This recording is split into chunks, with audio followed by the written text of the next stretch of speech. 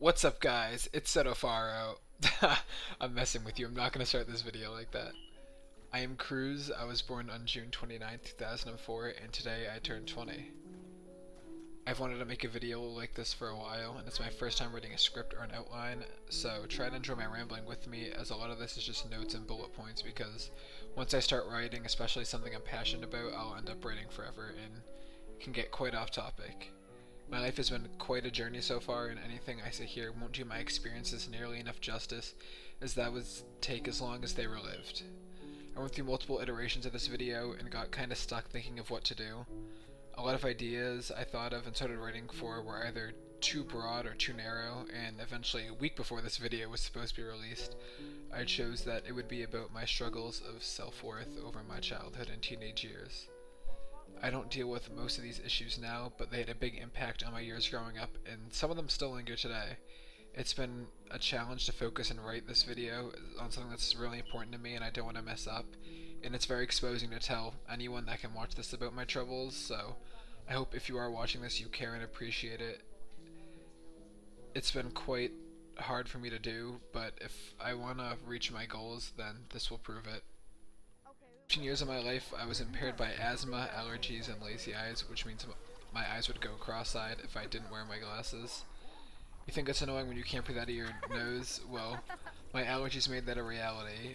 Once we got our first dog, I couldn't breathe out of my nose for half the day for like over 5 years. I didn't say anything because I was kind of a slow child, and I thought that was normal, even though I didn't have it before. Yeah, well, imagine that for years. It was not very fun.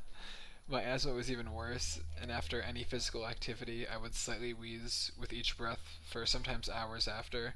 It can still happen now, but it's pretty rare. I couldn't or I shouldn't have done anything out in the cold, especially because when I would, it would affect it even worse. I've even had an asthma attack because of it. Having asthma made me pretty slow, and we all know how important that was back in elementary school. I also have lazy eyes, so I had to wear glasses, and my eye doctor told me that I'd never be a pilot or a baseball player because I couldn't see in 3D. And I don't look good with glasses, I assure you. My parents knew something was off, not just physically, but also mentally. So in middle school, I got tested and was diagnosed with social pragmatic disorder, which, to put it in simple terms, is like having only the social aspects of autism and nothing else. With all of that I'm about to tell you, I hope it makes a lot more sense about how difficult it was for me. As a coping mechanism with all of this is something that I wasn't born with. This one is on me. I used to push my thumb into my two front teeth, which slightly pushed them apart and made a gap, which you can still see today, and my ears are scarred from fights. Before I continue, I also want to mention that, of course, right as I decided to record this video, I'm having some allergies, so I sound really congested. I usually don't sound like this much of a nerd. I talk like one, but I don't sound like one most of the time. So you're gonna have to bear with me, and also my speech is a bit jagged because I don't read from scripts, and for some reason, even though it's right in front of me, I still go off topic. So, just as a little disclaimer, but that's not even the best part. I'm guessing most of you know that boys hit puberty around ages 9 to 14. My cousin, being an average, hit it at 12, and I did at the same time as him, and I'm 3 years older than him, so if you're good at math, you'll know that I started puberty at 15 years old, which is not normal. And at about the end of the freshman year of high school, I was about 5 feet when there was some people who were like 6.5, so I was definitely a goblin. Since I was in grade school, I was always treated unjustly. I was a slow kid, so other kids would take advantage of this to make me do stupid things when I was trying to be friends with them. They would gang up on me and treat me as less than them. We were all kids though, so it didn't really matter. It became quite ridiculous when teachers and even coaches would go out of their way to target me. It was just a constant force from all sides. I looked different, so I guess I was easier to call out. Even at home, when me and my sister didn't get along when we were younger, even though, say, like we got in a fight and I could prove to my parents that she was wrong or she'd be lying, she would never get punished, and then afterwards sneak in a grin or a laugh at me. But whenever I did anything, even to this day, I get ridiculed and shamed worse than anybody else in the family because they expect such a high standard of me. My grandparents also did this same thing to me. After any wrongdoing, they would treat me as a target over all the other cousins, and sometimes would search for reasons to fight me, it felt like. Basically, anywhere I wasn't treated fairly or seriously ever as a kid. I was only respected by what I could do. I became a bit resentful and angry from how I was treated and got competitive in sports in school because that was the only way I could be recognized. It was like this at school and at home where I could never get an easy game with my stepdad, who never let me win, which only fueled my strive towards being better. I wanted to be the best, not just to prove my worth, but later in my teenage years, I liked to be the best so I didn't have to see people get treated like I had. People with power take advantage of those who don't, and I know that sounds ridiculous, but I mean, even in small doses like anyone's life, it's something that's true. That's why in middle school, when I started playing video games, I fell in love with them, online video games, because I had a fair advantage against people. I wasn't too small or couldn't breathe, it was just my brain against theirs, and it's something I really strived at. You'd think being the way I was, people wouldn't expect much from me, but it was quite the opposite. I was under pressure to be great when I was already behind just being in my body and having no support system, and it drove me to be even more competitive. I wanted to be strong to prove myself to my family, my friends, and everyone. All of this combined made me a lonely child. Any of the few friends I was able to make either bullied me to less of a degree, or the few nice ones I made I was too angry to be with and I pulled myself away from them. I tried to make more with my social pragmatic disorder and how I looked. Most people didn't want to be friends or just pretended to be. It persisted at home too once my brother was born, who needed a lot of attention because he has autism.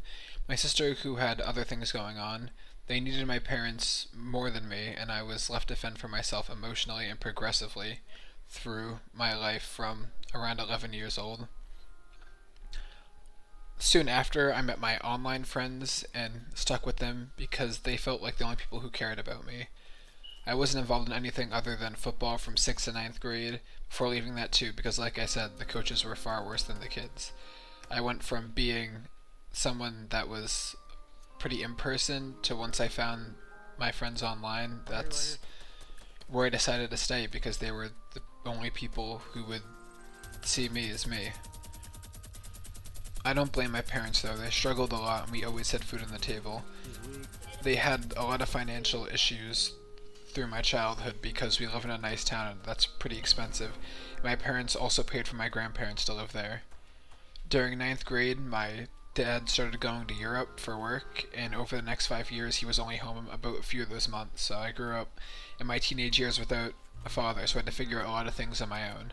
I also use stepdad and dad interchangeably, so if you notice that, there's not two people, it's the same person. And without going into too much detail, again, I learned how to shave and all the stuff that goes into puberty out alone. Then, only a year later, not even, the second year of high school, I finally hit puberty and was refining who I was, and after the first semester, COVID happened, and the rest of high school, the next 2 years, were either not in school or behind masks.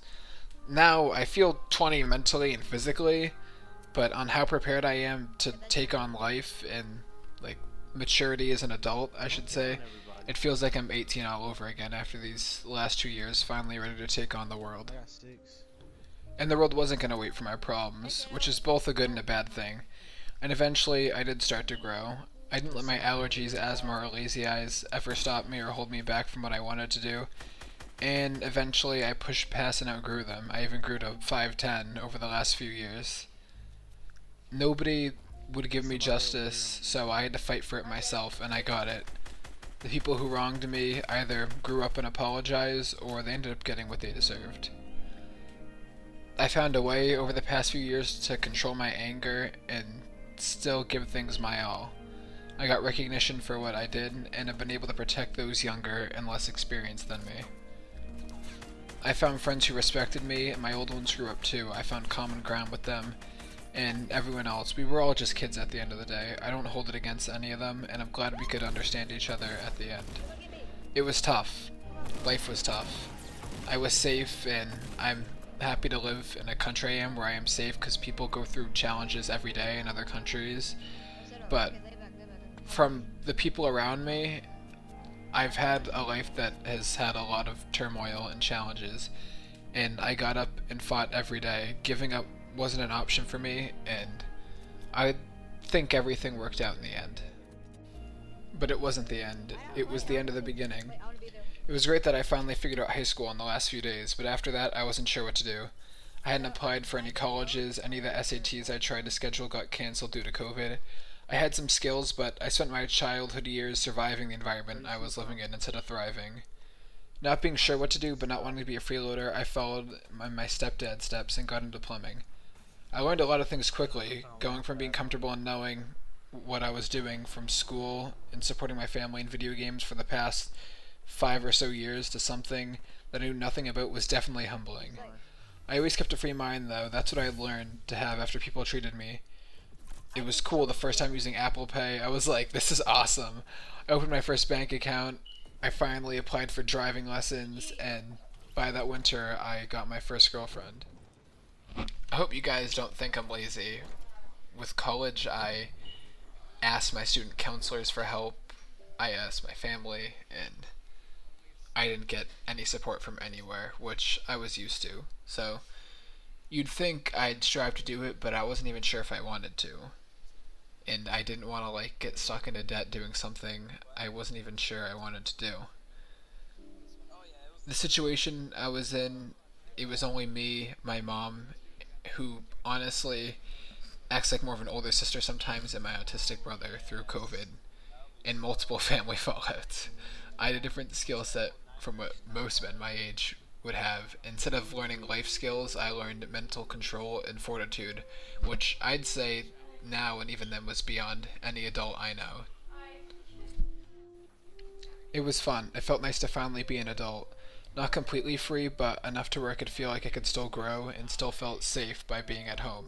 And having a job that took me all over Boston, it was really cool to get out there and see so many new places that were pretty close to my house that I never saw as a kid. At first they were all okay, but as the days and weeks turned into months, the projection started to fade and I started to find out who these people really were. I hadn't learned life skills like them, but I learned that they were all just immature. It's crazy how when you grow up you find how many adults are just big children. From all the mental learning that I had endured through all between what happened with my family and my friends and my classmates, I had just learned and seen so much that it put me ahead of so many people that when they treated me like this, I didn't understand it. I really tried to be a good coworker and a good boyfriend, and looking back, I honestly was. I had a hard time, and I still have a hard time saying no to people, and I don't want to call them enemies or abusers, but the people I don't want to be. People always said no to me for anything as a kid, and that's just something I wanted to correct. And it's something that I overcorrected to where it just, again, led to me being taken advantage of. I gave them everything I had learned and experienced, and I funneled it all into trying my best for them, but it was never good enough. Just like as a kid, I was never good enough. After around a year, I decided that I couldn't do it anymore. The 10 years as a kid I fought this battle, it was against my will, and now being an adult, I had a choice. And sure, I could get more money and fake affection, but was it really worth being treated like shit again? I had voiced my opinions to them multiple times too. It's not like this came out of nowhere. I pleaded with them, and I tried to show them what they were doing was wrong, but no one listened to me, just like as a kid. And I decided that I wasn't going to let people treat me like this again. I was an adult, and that's something that wasn't going to happen while I had any say in it, so I left. It might not make a lot of sense, but for the sake of this 20-minute video for me being 20 years old and the restraints I put on myself with like time and editing, probably wasn't a good idea to do this so late. I didn't know what I was really getting into when I started this, but that's a very short version. It's a lot longer, and I might go more into depth with it in another video, but I hope you'll just take my word for it.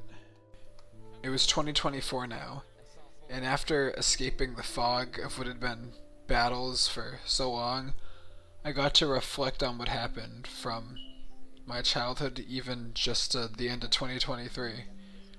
Those people had stopped me from growing to try and please their insatiable greed. This year, I wanted to focus on me as an adult and being my last year as a teenager. Each month, I tried to do something new that was progressive towards my life. So I started by...